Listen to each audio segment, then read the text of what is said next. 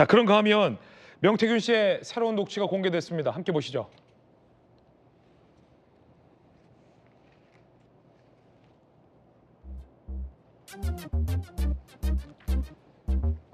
자, 야당에서는 이재명 1심 뒤 전열을 재정비하려 하고 있는데 명태균 의원과 김 여사 특검이에요.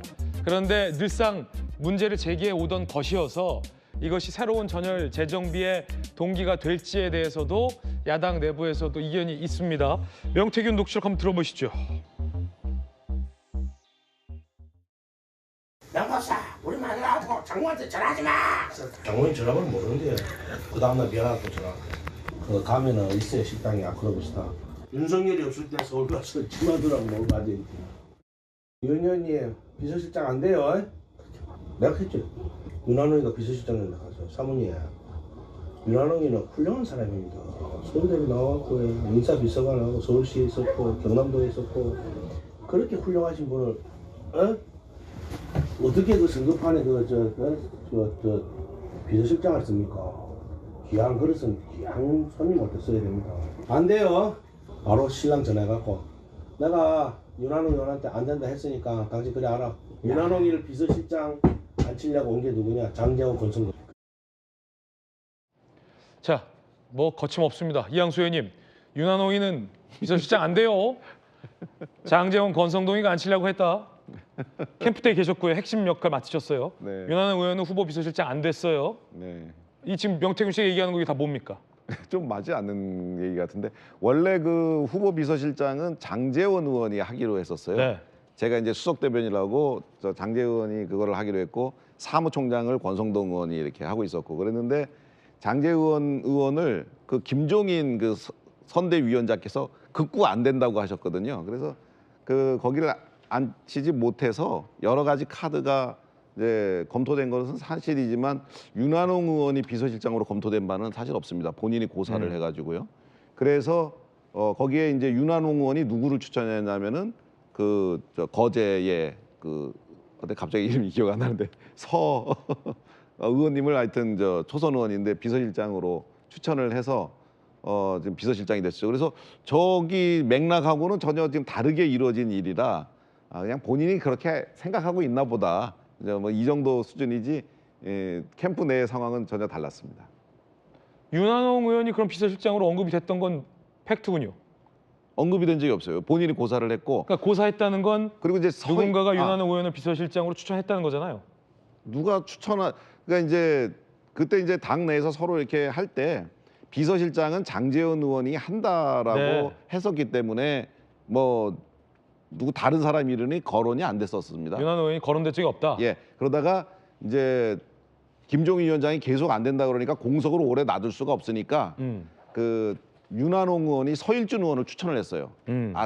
윤한홍 의원이 하는 게 어때요?라고 이제 우리가 얘기를 했더니 윤한홍 의원이 나는 됐고 저 우리 서일준 의원이 그걸 잘한다. 거제 출신이고 그 행정 경험이 많고 그래서 또 윤한홍 의원이 같이 일을 많이 오랫동안 해봐가지고 잘 아는 분이에요.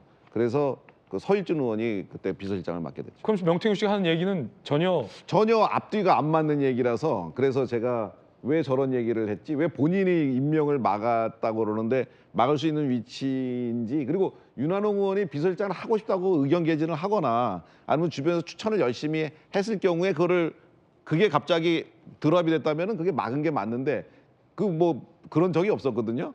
그랬기 때문에 저 말은 좀 사실과는 거리가 있는 얘기 같습니다. 예. 여당에서는 윤한홍 의원이 비서실장으로 유력하게 검토됐던 적도 없는데 뭔 소리냐 라는 반발. 자, 야당에서는 이거 봐라. 명태균이 대선의 어떤 캠프나 어떤 후보의 비서실장 인선까지 다 개입을 하고 심지어는 영부인에게 안 된다고 한 개입한 증거 아니냐라는 의혹을 제기하고 있는 거죠.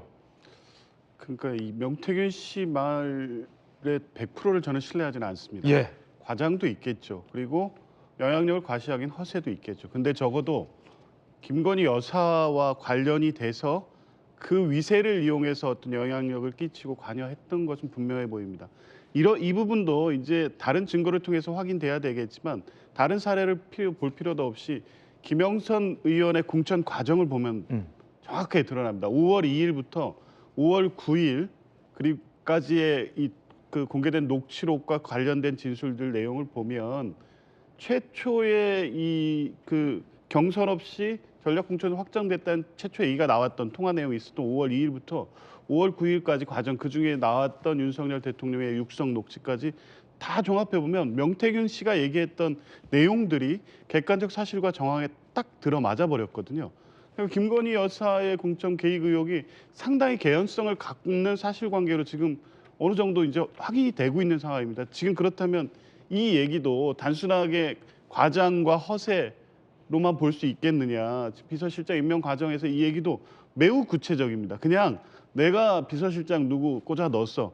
그 사람 안 된다고 했어가 아니라 그 과정과 내용에 대한 설명이 구체적으로 드러나지 않습니까? 이게 이제 다른 사람의 제3자의 진술이나 다른 녹취를 통해서 맞춰질 수 있을지는 모르겠지만 적어도 김영선 의원에 대한 공천 과정에서 확인된 내용들을 보면 네. 김건희 여사를 통한 이 공천 개입 또 선거 개입의 어떤 단서가 될 수 있는 건 분명하고 이런 부분에 대한 수사를 통해서 확인돼야 될 텐데 지금 창원지검 수사가 이런 부분까지 확대되지 않고 명태균 개인의 정치자금법 문제로만 축소되는 것 같아서 이 부분은 좀 지켜봐야 될 것 같습니다. 예.